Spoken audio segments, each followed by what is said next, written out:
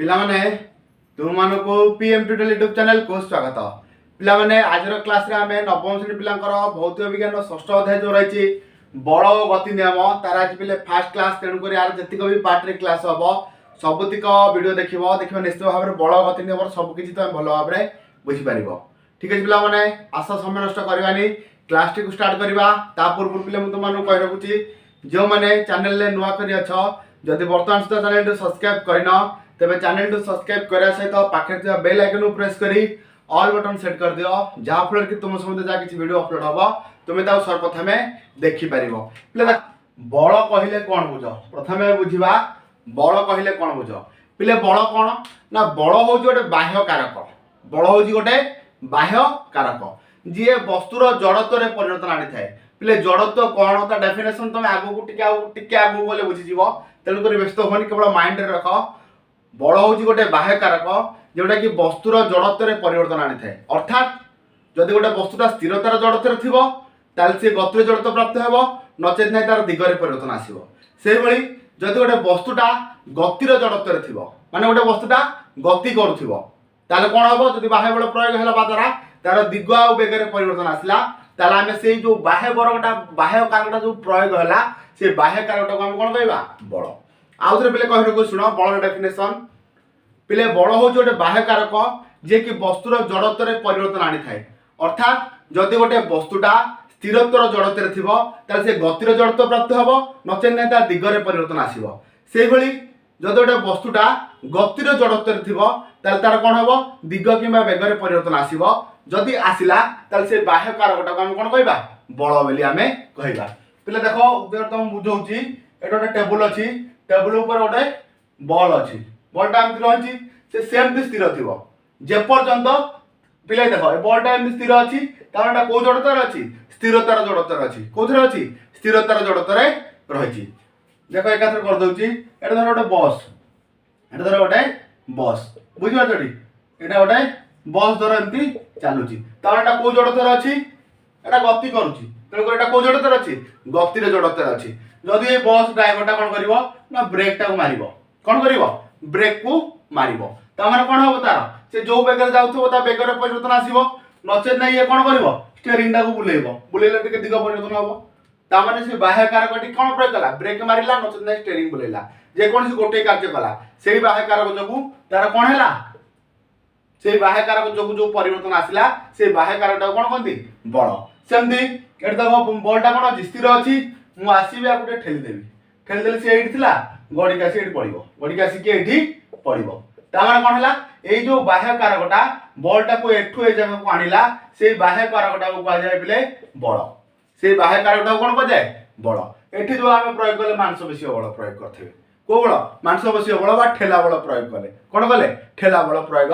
कले बुझीपार। एठी सेमती से कौन कला ब्रेक कला कि कला मांसपेशी बल प्रयोग करके परिवर्तन आणला। ताने पिले बल कौन तुम बुझी सारी जदि कहार भी अबुझा थी कमेंट सेक्शन कमेंट कर आउ थे तथापि कह रखुच्छी पिले बल कौन भल रोच बल हूँ एक बाह्य कारक जोटा कि वस्तुर जड़त्व में परिवर्तन आनी थाए। अर्थात वस्तुटी स्थिरतार जड़त्व थे सी गतिर जड़त्व प्राप्त हम नचेत ना तार दिगरे परिवर्तन आसो। से जब गोटे वस्तुटी गतिर जड़त्व थी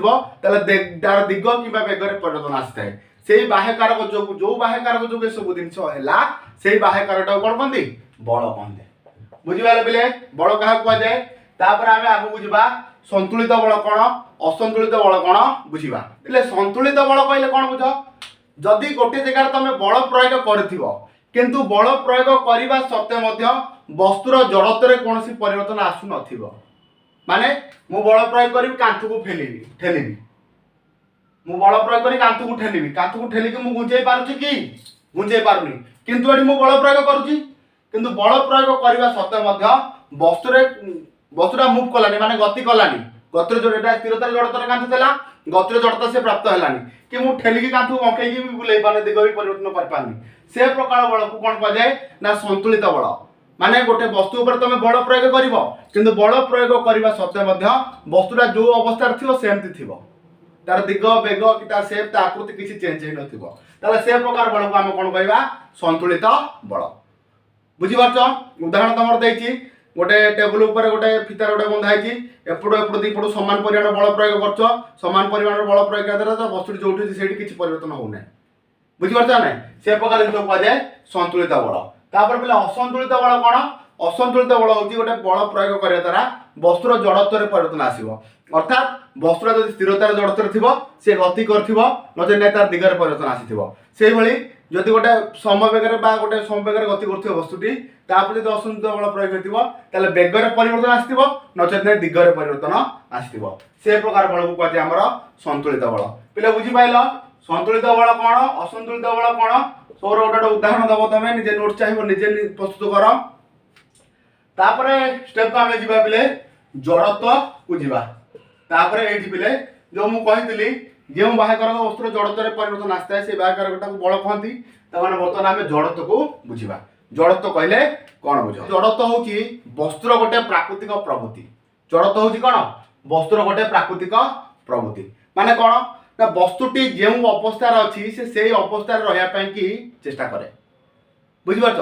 वस्तुटा जदि सरल रेखार गति करुच्ची समगति से सरल रेखार समगति गति करने चाहिए जदि गोटे वस्तुटी स्थिर अच्छी से स्थिर अवस्था रही चेष्टा कर जड़त्व हूँ कौन ना गोटे वस्तुर प्राकृतिक प्रवृत्ति जी कि तार निजर अवस्था को जी कि तार निजर अवस्था को अर्थात जदि गोटे वस्तुटी स्थिर अच्छी से स्थिर रहा चाहिए जदि गोटे वस्तु सरल रेखा समगति सरल रेखार गति कर सरल रेखार से गति करवा बुझीपार सी कौन कर ना जड़त्व सब कौन करे ना बल को विरोध करे जेत पर्यंत तुम बलटा कौन है ग्रेटर दैन है जड़त्व ठारू जेत पर्यंत तुम बलटा अधिक है जड़त्व ठारू से पर्यंत वस्तु तार स्थिर अवस्था से जो अवस्था अच्छे से अवस्था थी बुझीपाल कौन कहली जेपर्यंत तुम बल कौन है वस्तुर जड़त्व ठारू अधिका है से पर्यंत वस्तु तार से जड़त्व थी माने कौन कह गोटे बड़ आलमीरा थुआई तुम पेलुच